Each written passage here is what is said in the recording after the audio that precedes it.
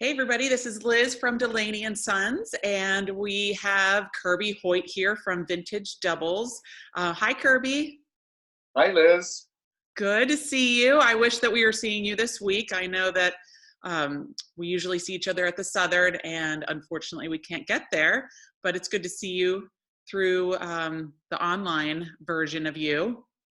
Yes, this is a new experience, but anyway, we can connect with our Southern side-by-side families out there. We have such a good time.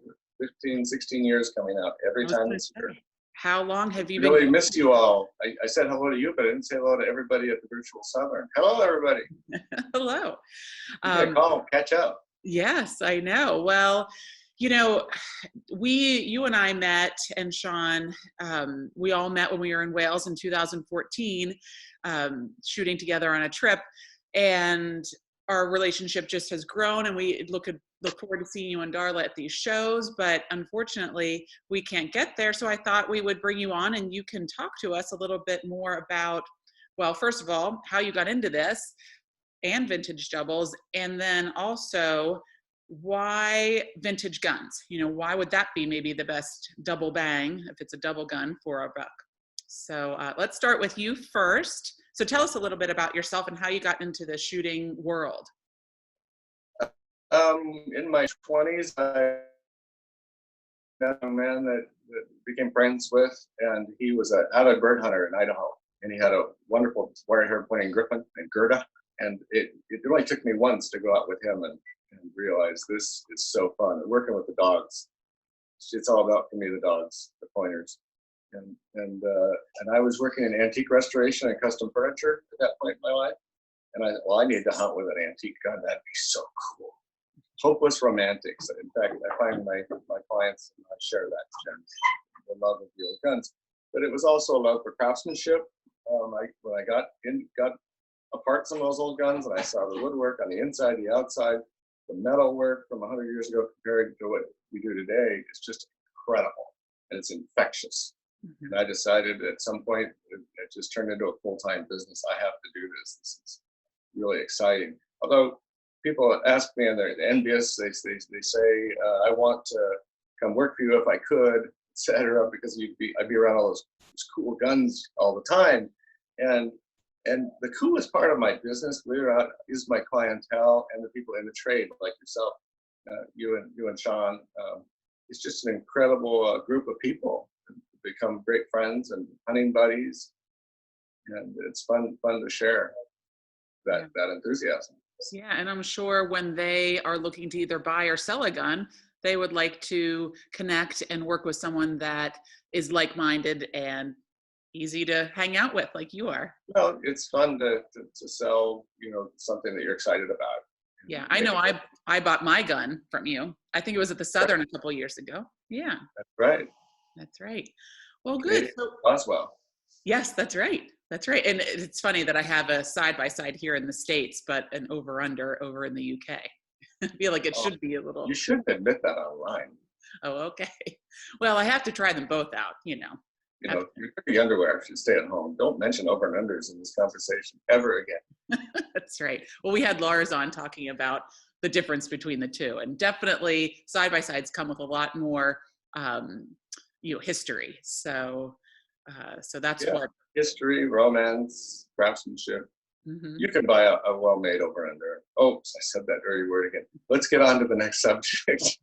Right. Well, so when I've been over in the UK, and one time Stephen Murray from Purdy's came and we got to shoot with a couple of his guns, and mm-hmm. They're very expensive. The new guns are very expensive. Of course, I missed the bird, so I said I'm fine with my cheap gun. So I won't be buying a brand new just made gun. And why would someone? What's the reason why someone would want to buy a vintage gun, or the pros to the benefits of it? Well, there's several benefits really, but I just mentioned the romantic side of it. Just going back in time, the Edwardian guns, or even farther, and these English guns. And I don't limit myself just to English guns. Like that's another French guns, German guns, Italian guns. But the vintage guns, the craftsmanship is in some ways superior. to what we can get today.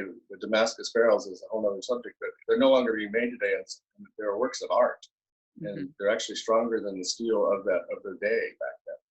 It was just economic reasons they stopped making them. You could make 100 steel barrels in one day, and they could make one Damascus barrel in one day. So if you're a business, which would you choose? Right. But those Damascus barrels are gorgeous, but to get back to what your question, there is that romantic side of it, and there's the economic side of it. They're much cheaper than a lot of the high quality, equivalent quality guns. Like you mentioned, the new Purdy's. New Purdy's are great, and I don't want to put them down. And Stephen Murray's a good friend. Right. In fact, I introduced you guys. Yeah. Anyway, that's a certain market, and for people who want a new gun, I would definitely send them that direction. But we sell a Purdy that today I think would run maybe 150,000.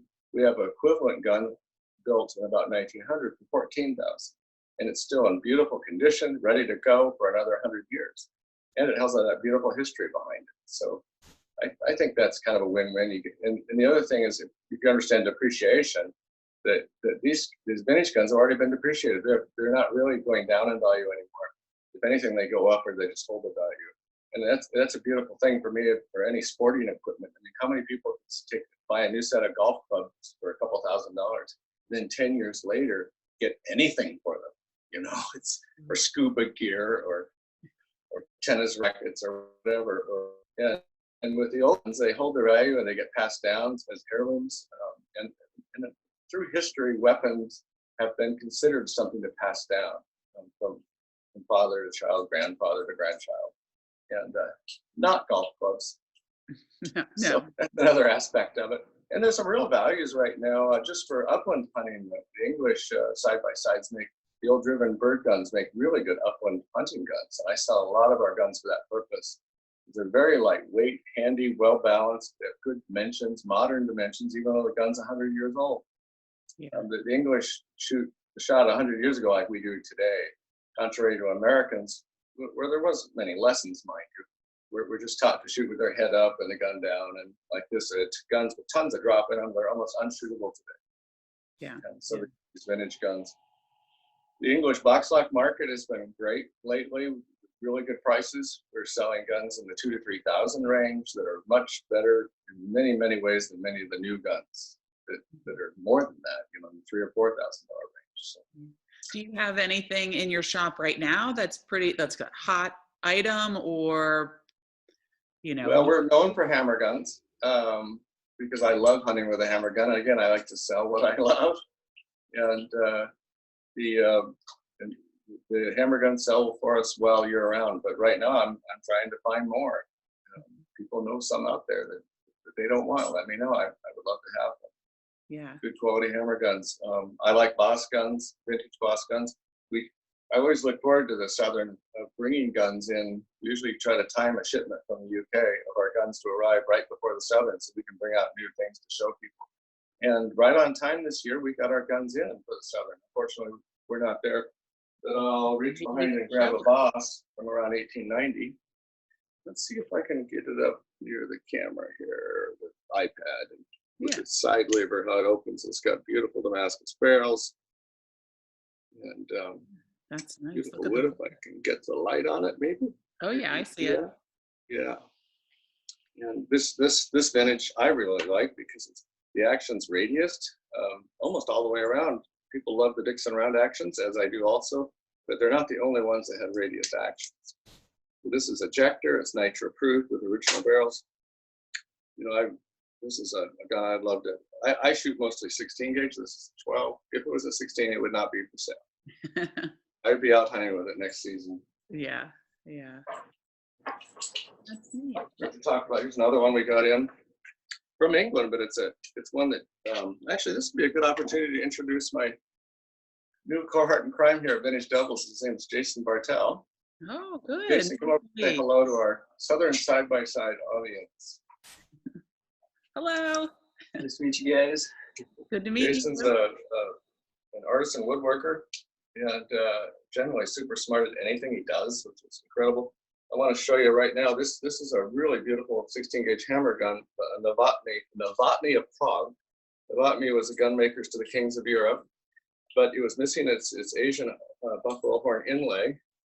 Jason has just inlet a new piece of horn in the tip. I don't know if you can see that.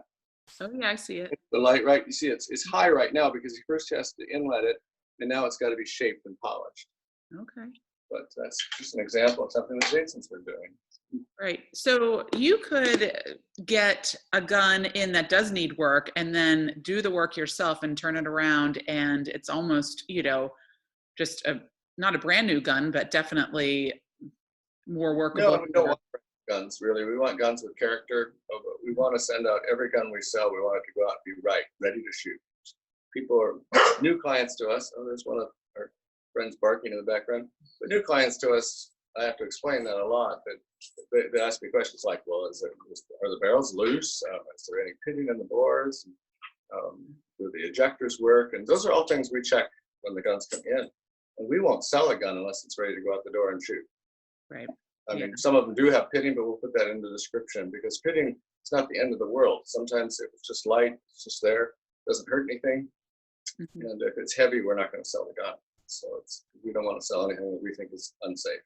Yeah, another reason why to get to know the person who you're buying from or selling to. So, right.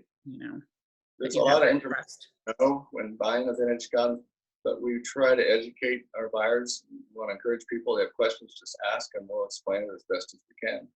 Yeah, yeah. And if you're going to buy the time and you're a little put off by all the details, not to wave our flag, but do stick with reputable dealers because we're not going to stick you with anything we wouldn't want to own ourselves. Right, right. We'll be willing to take the time to educate you to find out what you want. Right, and I know that it's been tough since you can't get to these shows. So are you doing anything to help during this time when we can't see each other to get your guns out to them? Yes, we are. We have if you go on our website at vintagedoubles.com, you can sign up for as a subscriber. And any new gun that comes in, you'll get an email listing that gun. So you'll have first crack at it, basically. But through that, we can send out newsletters also to our clientele and that sign up for our newsletter. And in our recent one, we came to the decision to have the virtual guns in your home instead of having to come to the Southern. And so we're offering free shipping on all of our guns, with includes insurance and everything. Wow. And then if you get the gun in your hands and it's not what you want, we have free return shipping. So it doesn't really cost you anything. Wow, that's wonderful. That's wonderful. Yeah, it's working out real well. People have been really appreciating it. Yeah. As long as this crisis is going on, we'll continue it. So. Right. Well, that's wonderful. That's wonderful. Well, good. Well, you helped us a little bit about the vintage guns and learning more. I'm always very curious, since before I used to just care if I shot something and I connected with it. Now I'm starting to be more curious about the gun that I'm actually shooting with. So I know that you're always helpful with the romantic part of it and the history, and you can remember those details about those vintage guns that you sell. Well, it's just been a wonderful trade. I do want to plug some of our other members of the Vintage Doubles family. Yeah. Mom, come. Good girl. Oh, and here's Kit. I can't pick you both up at once. Oh, but Kit, did you hear Kit there? Yes, I do. Hello. Oh, she's going to be hunting with the Vintage Doubles family next season. Oh, wonderful. She's only about 25 pounds and she's 3.5 years old. Okay, she's good. Came to our family. Good pointer. She's a sweetheart. Okay. All right, Kit, come here. You want to be on the internet? More special guests. Come here. Kit is big for a French Brittany female. She's 35 pounds. Okay. Oh, she's a sweetie. Yeah, she's a lover. She's a lover. Is she still hunt? Oh, absolutely. Yeah, yeah. Well, good. Yep. Good. Someone's excited. Well, good. Well, it's good to see you, and thanks for taking the time. And we'll have all the information about Vintage Doubles connected to the YouTube video that goes with this. Perfect. Well, all right. I know you put a lot of time in this, and Sean, I'm sure, has had some input. Yeah. But I know you're the strong arm behind this, and I know it's hard work, so thank you very much. Oh, sure, sure. We like highlighting people in the industry, so it's been fun. All right. Take care. Yep. See ya. Bye, everybody.